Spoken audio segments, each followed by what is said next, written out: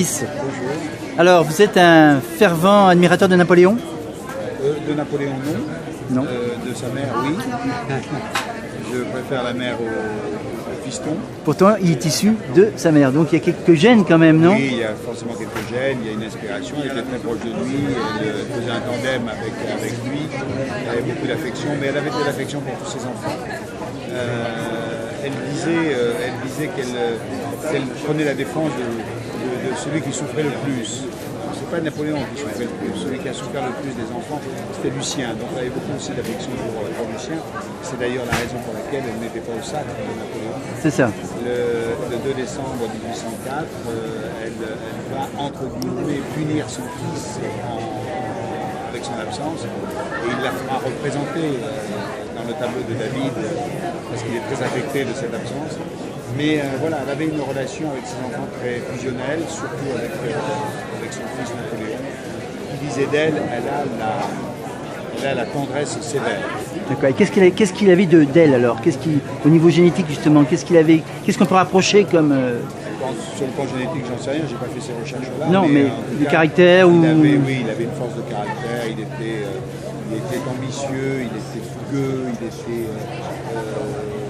Comme elle, économe aussi comme elle. Économe, il était assez généreux avec sa famille.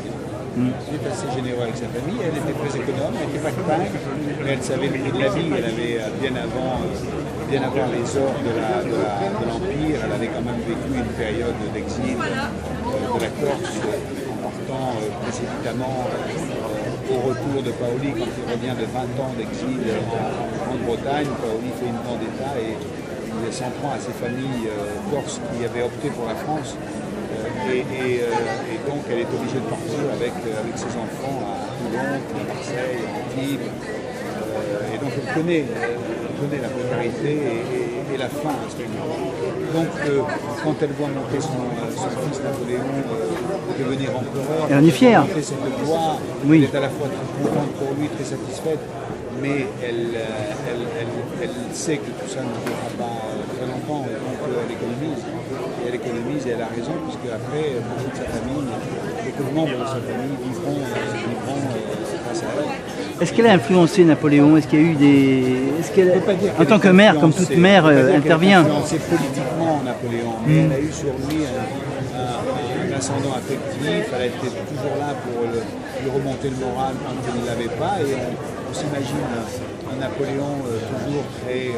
solitaire, non? Très solide dans ses solide et solitaire parfois aussi. Voilà. Et il avait des doutes, il avait des périodes de doutes. Pendant la Révolution, il ne savait pas très bien quel parti prendre.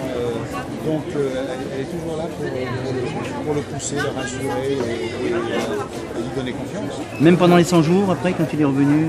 Ah, ça c'est une autre histoire. C'est allé tellement vite.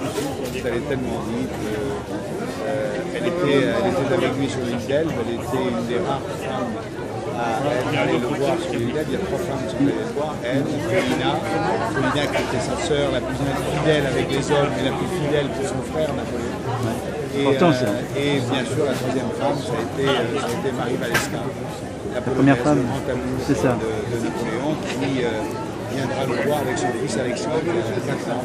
C'est le fils naturel de Napoléon. Et les femmes ont beaucoup compté pour Napoléon, en fin de compte, dans sa... Oui, enfin, la femme qui a énormément compté, donc il était follement amoureux, c'est bien sûr Joséphine. Il est borné, oui, n'était pas apprécié par Laetitia. L'amour le plus authentique, je pense, a été Marie Walewska, et puis il y a eu ce mariage politique avec... comme ça, c'est pour le voir, voilà. Tout à fait. D'accord. Donc là, c'est vraiment l'histoire, voilà, de Laetitia, la mère qui a été quand même un personnage très important dans l'histoire, quand même, hein, dans l'histoire en général, je veux dire. Oui, forcément, engendrer autant de rois et de reines, ça, c'est important. Qu'est-ce qui a fait que vous êtes intéressé à Laetitia, justement? Le fait que l'histoire l'ait un peu oubliée. Voilà, ça c'était important quand même. À bientôt. À bientôt. Merci de partir de Coralie. Au revoir. Voilà, merci.